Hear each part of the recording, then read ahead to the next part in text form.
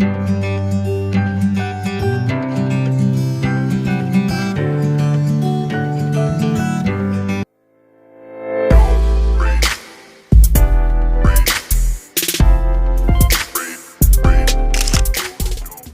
mga ka-bakers! Welcome back sa TK's Mini Kitchen. Today I'll be sharing to you yung favorite ko na recipe, ang simple vanilla cake at ang easy buttercream. Super dali nito gawin mga mamshis. Hindi natin kailangan ng equipment, hindi natin kailangan ng sobrang daming gamit, hindi natin kailangan ng mixer. Sobrang dali lang natin ito gagawin. At pwedeng-pwede ito magiging base sa ating cake na for occasions, lalo na ngayong mga bare months, pwede na tayong tumanggap ng orders.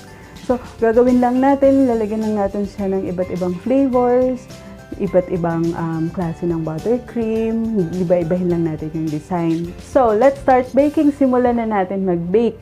Pero bago ang lahat, i-preheat muna natin ng oven natin for 175 degrees Celsius ng 15 minutes. At i-prepare natin yung pan by lining with parchment paper or i-grease natin siya with shortening or butter or oil, and then dust natin siya ng flour. Prepare lang natin ang ating mga kailanganin na ingredients at mga gamit. So, sa isang bowl, crack natin yung 2 large eggs and give it a whisk until mag-combine. And then, magsuka tayo ng 1 cup sugar. Level natin siya. Bago natin idagdag sa ating mixture. And then, give it a whisk again until ma-dissolve yung sugar at mag-light ang color ng ating egg mixture. Set aside muna natin yan. Tapos, magsuka tayo ng 1 1/2 cup cake flour. Hinanda ko na rin yung sifter. At idinagdag ko na rin dyan yung 1 1/4 baking powder at 1/4 teaspoon salt. So, importante na ma-sift natin ang ating dry ingredients para wala siyang lumps. Ayaw natin kumain ng cake na may lumps, diba? Or may flour na hilaw. So, sift natin yan. And then, sa separate na lagayan, magsuka tayo ng 1/3 cup oil and 1/3 cup fresh milk or whole milk. And then, dagdag na rin natin dyan yung vanilla extract. And then, give it a whisk again until mag-combine sila. And then, i-mix na natin siya sa ating egg mixture. Ang pag-mix nito, in 3 parts ng dry ingredients and then in 2 parts yung ating wet ingredients. So, dry, wet, and then mag-end tayo sa dry. Kaya natin siya ganito ang pag-mix para masigurado na nahalo talaga yung dry at na-absorb talaga ng liquid yung dry ingredients at maiwasan din natin yung lumps. Para meron tayong smooth na butter. So, whisk lang natin yan until na mag-combine. Pwede rin kayong gumamit ng hand mixer dito, pero pwede na yung manual whisk. Achievable na yung smooth texture. So, ganito lang yan yung magiging mixture niya. Smooth dahil nga doon sa alternating natin na pag-mix ng dry and wet ingredients. So, ganito yung kanyang texture. So, sa dalawang 6-inch pan, maglagay tayo ng 1 1/2 cup of the butter each pan, and then bake natin siya sa 175 degrees Celsius for 25 to 30 minutes. Wait mga mamshis, may trivia pala ako sa inyo. Nabanggit ko kanina yung preheat. So ano pong ibig sabihin ng preheat? Ito yung baking terminology. Ibig sabihin lang nun, siniset natin yung oven into the right temperature. So, kung ni-require ng ating recipe na 175 degrees Celsius or 350 Fahrenheit, yun yung kailangan nating iset sa ating oven bago natin ilagay ang ating either cake, tinapay, pastries. Yun yung kailangan niya bago pa man din siya mag-start mag-baking. So, bakit ba kailangang tama yung temperature? Pag malamig yan, panigurado bagsak yung ating cake. Pag sobrang init naman yan, panigurado sunog kaagad. So, kailangan tama lang yung temperature na paglagay natin kung cake man yung niluluto natin. Especially the cake, kasi yun yung napaka-sensitive na baking Habang process. inaantay natin ang ating cake, prepare muna natin ang ating easy buttercream.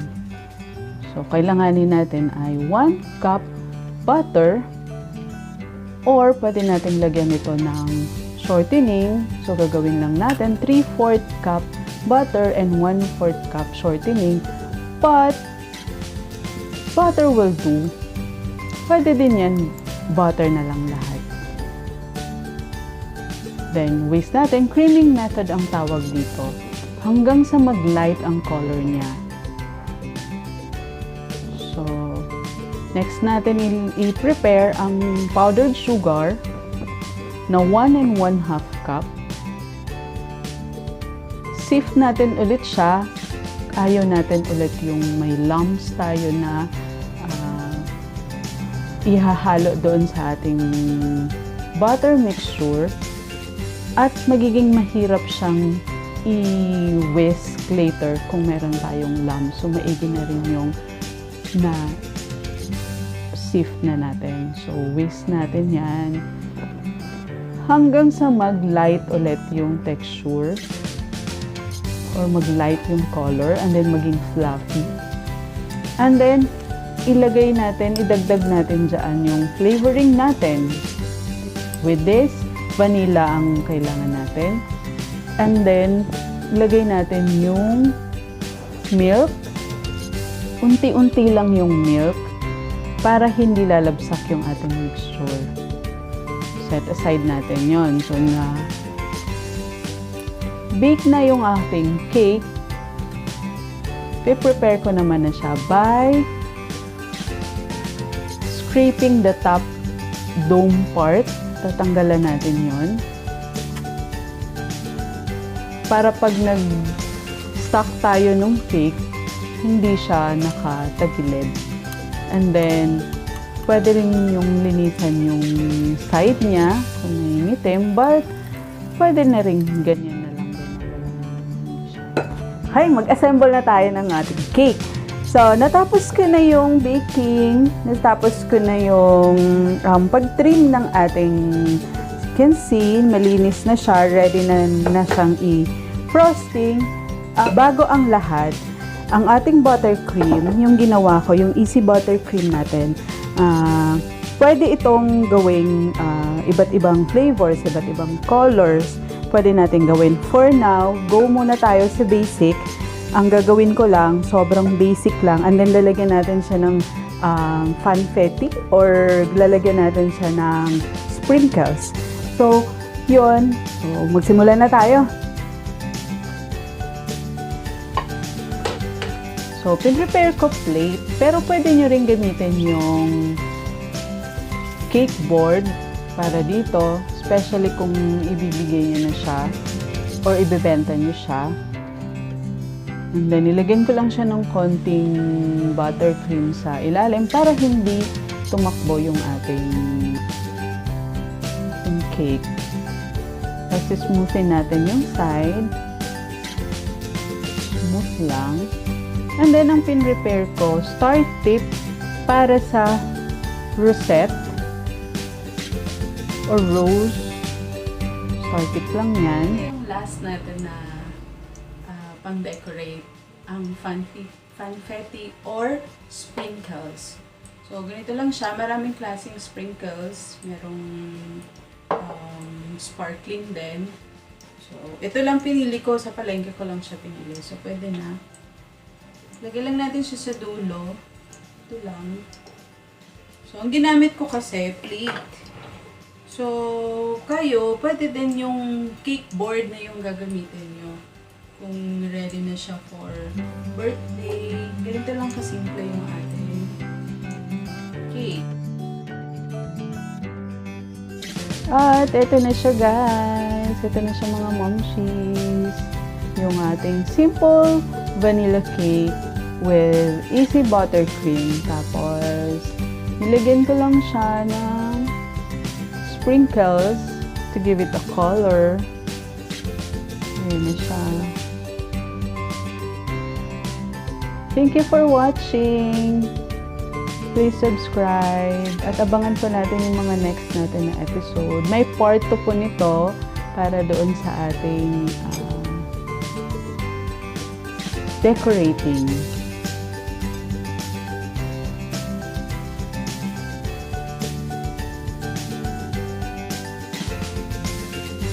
For the next episode, pwede nyo na rin tignan. Tignan natin kung nandito yung link or sa description box. Tignan natin. Gagawa ako ng the same recipe. Yun yung sa next natin. The same recipe at kung paano ko lalagyan. Meron tayong may pin-prepare ako na Oreo, may pin-prepare ako na coffee. Yun yung pwede natin gawin as variation of this basic recipe. Pwede nyo na rin gawin ng iba't ibang flavors pa. So, mag-comment lang kayo para malaman ko kung ano pa yung mga gusto nyong flavor na i-experiment dito. Bibigyan ko kayo ng mga sukat, bibigyan ko kayo ng kung ano man ang possible, endless possibilities of this recipe na napakadaling gawin.